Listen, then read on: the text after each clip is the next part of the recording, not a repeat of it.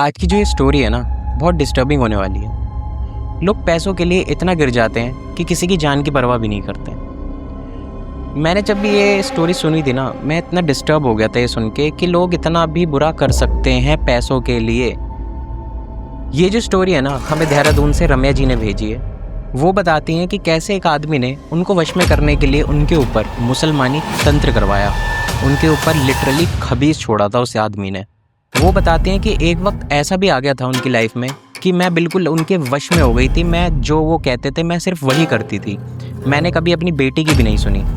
पर कहते हैं ना, बच्चे मुसीबत में हो तो माँ बाप उन्हें बचाते हैं, लेकिन माँ बाप मुसीबत में हो तो बच्चे उन्हें बचाते हैं। रम्या जी की बेटी ने उनकी उस आदमी से इस तरीके से जान बचाई, आपने कभी सोचा भी नहीं होगा। तो रम्या जी के साथ जो ये इंसिडेंट हुआ है ना, इसको गहराई से सुनते हैं। तो स्टोरी शुरू करने से पहले अगर आपको हॉरर स्टोरीज़ और सुननी और आपको ये हॉरर स्टोरी अच्छी लगे तो एंड में जाके सब्सक्राइब ज़रूर करना। तो आइए शुरू करते। This is Gautam Badra and you are watching beyond the dark files.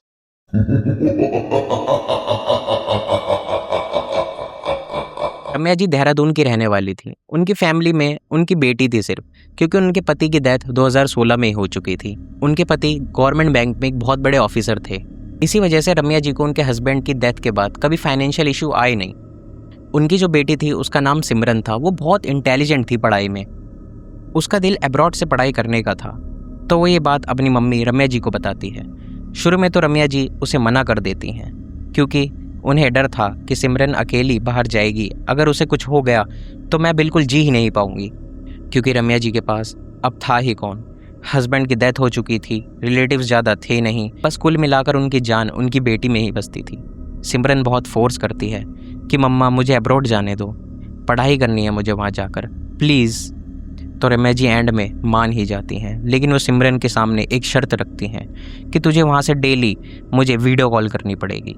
सिमरन बहुत खुश थी। वो जल्दी जल्दी स्टडी वीज़ा के लिए अप्लाई करती है और बाय गॉड ग्रेस उसका वीज़ा फर्स्ट टाइम में ही अप्लाई हो जाता है।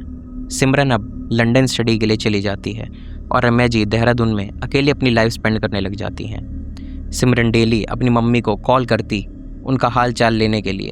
सब नॉर्मल चल रहा था, सिमरन की स्टडीज़, रम्या जी की लाइफ, लेकिन तब तक जब तक इस इंसान की रम्या जी की लाइफ में एंट्री नहीं हुई थी। रम्या जी एक दिन नॉर्मली घर पर कुछ काम कर रही थी कि तभी उनकी डोरबेल पर एक रिंग होती है। वो जाकर दरवाज़ा खोलती हैं। सामने एक आदमी होता है जिसका नाम मोहित होता है। रम्या जी पूछती हैं, आप कौन? तो वो बताता है कि मैं राकेश जी का दोस्त हूँ, उनके बैंक से कुछ डॉक्यूमेंट्स देने आया हूँ। एक्चुअली राकेश रम्या जी के हस्बैंड का नाम था। तो रम्या जी उसे घर के अंदर बुला लेती हैं। वो रम्या जी के घर देखकर एकदम हैरान हो जाता है कि इतना बड़ा घर और उसमें सिर्फ रम्या जी अकेली रहती हैं। रम्या जी उसके लिए पानी लेके आती हैं। उनकी आपस में थोड़ी देर बात होती है और वो डॉक्यूमेंट्स देकर रम्या जी को वापस चला जाता है।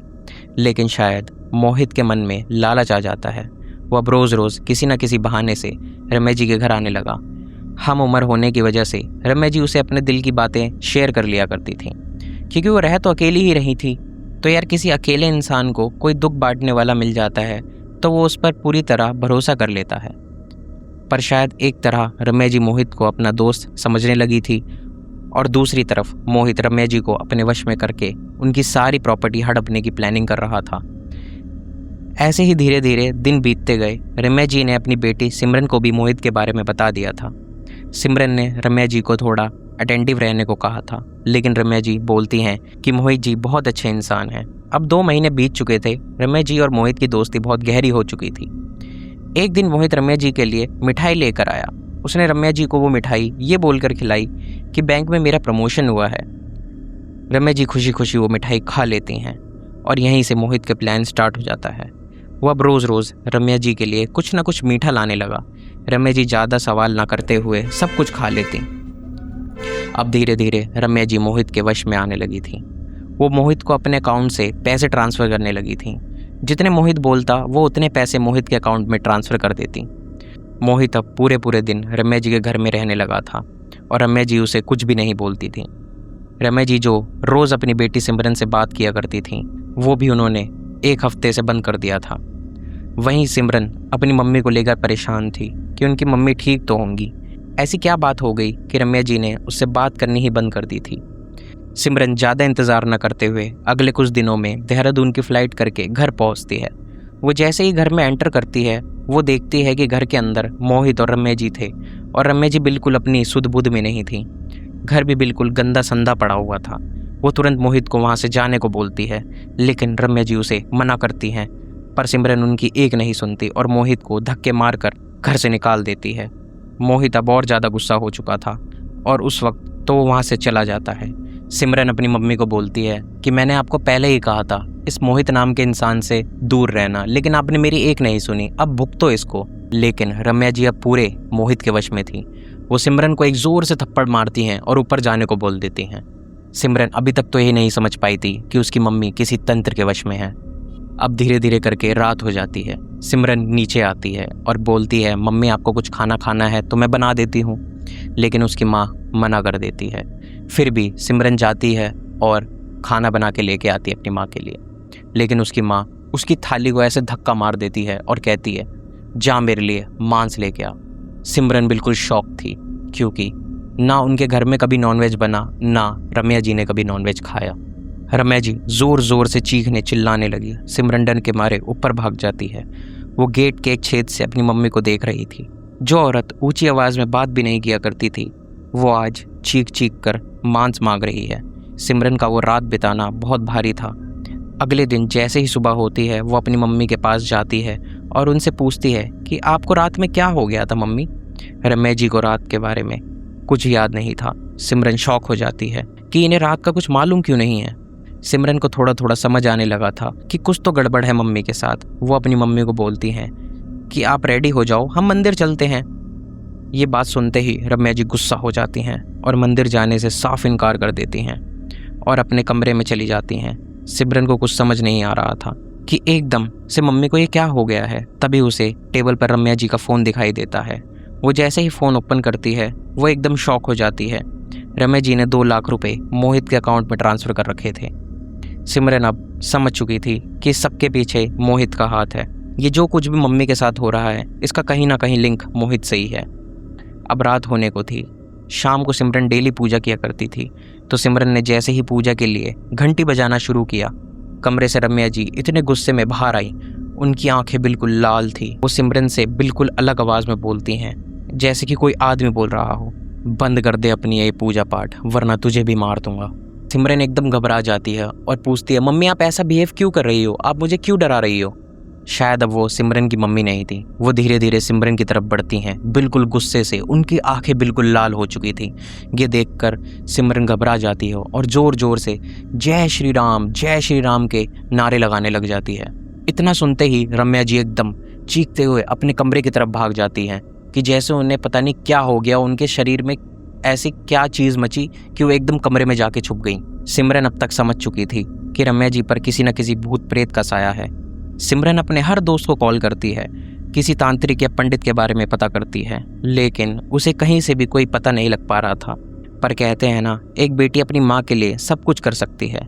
वो सबसे पूछती है, उसे आखिर में एक साधु जी के बारे में पता लगता है। वो उनसे संपर्क करती है, उनको सारी समस्या के बारे में बताती है। वो साधु जी सिमरन से बोलते हैं कि मुझे सामने से तुम्हारी मम्मी से मिलना पड़ेगा।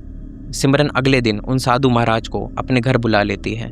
वो जैसे ही घर में प्रवेश करते हैं उनको एक अजीब सी दुर्गंध आने लग जाती है। वो सिमरन से पूछते हैं कि ये अजीब सी दुर्गंध कहाँ से आ रही है, तो सिमरन उन्हें जवाब देती है कि ये मेरी मम्मी के कमरे से आ रही है और मैं जब से लंदन से आई हूँ ये दुर्गंध जा ही नहीं रही है, कंटिन्यूसली मेरी मम्मी के कमरे से आती रहती है। वो साधु महाराज रम्या जी के कमरे में जाते हैं। उन्हें देखकर रम्या जी जोर जोर से रोने लग जाती हैं। सिमरन से बोलती हैं कि मुझे जिंदा देखना चाहती है तो बेटा इसे बाहर भेज दे। साधु महाराज सिमरन से बोलते हैं कि इसकी बातों में मत आना, ये तुम्हें जाल में फंसा रही है। साधु महाराज अपने मंत्रों से अभिमंत्रित जल रम्या जी के ऊपर फेंकते हैं तो वो ज़ोर ज़ोर से हंसने लगती है और एक अलग आवाज़ में बोलती है कि तू भी इसे नहीं बचा पाएगा। साधु महाराज बोलते हैं कि तुझे इनके घर से निकाल कर ही दम लूँगा, जा ये मेरा वचन है। साधु जी सिमरन को एक धागा देकर जाते हैं ताकि वो जिन सिमरन को नुकसान न पहुंचा सके, और उससे साथ में बोल के जाते हैं कि बेटा अब मैं कल आऊँगा यहाँ पे और कल इस जिन का आखिरी दिन होगा। साधु महाराज के जाने के बाद रम्या जी पूरी रात चीखती चिल्लाती हैं और सिमरन के कमरे के गेट को पीटती हैं, लेकिन सिमरन बिल्कुल भी गेट नहीं खोलती। अगले दिन साधु महाराज फिर आते हैं और इस बार शायद वो उस जिन का अंत करने ही आए थे। वो घर के बीचों बीच हवन शुरू करते हैं। सिमरन उनके साथ ही थी। वो उस जिन को बुलाने के लिए मंत्रों का जाप करते हैं। रम्या जी चीखते हुए हवन के पास आती हैं।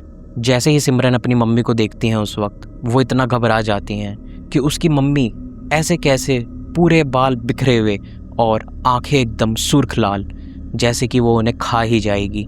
साधु जी रम्या जी के अंदर जो जिन था उसको ये बोलते हैं कि तू सारा सच बताएगा या मैं निकलवाऊं। पहले तो वो जिन बताने से मना करता है, लेकिन साधु महाराज की भी बहुत सी साधनाएं थीं। उन्होंने अपनी शक्ति द्वारा उस जिन को बांध दिया और उससे सारा सच उगलवाया। अब वो जिन सारी बातें बताने लगता है।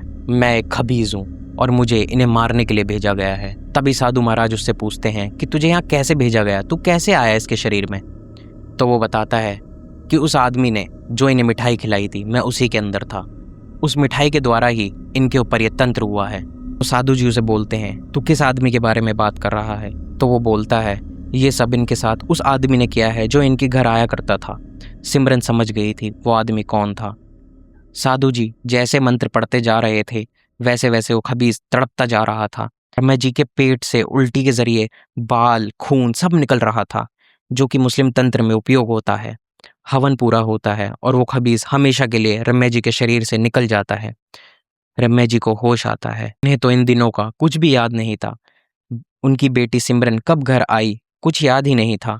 तो सिमरन उन्हें सारी बातें बताती है कि कैसे कैसे उनके ऊपर मुसलमानी तंत्र कराया गया था। सारी बातें जानने के बाद रम्या जी बहुत शौक हो गई थी कि जिस इंसान पर उन्होंने इतना भरोसा किया था उसी ने उनके ऊपर मुसलमानी तंत्र करवाया ताकि वो ये सारी प्रॉपर्टी हड़प सके।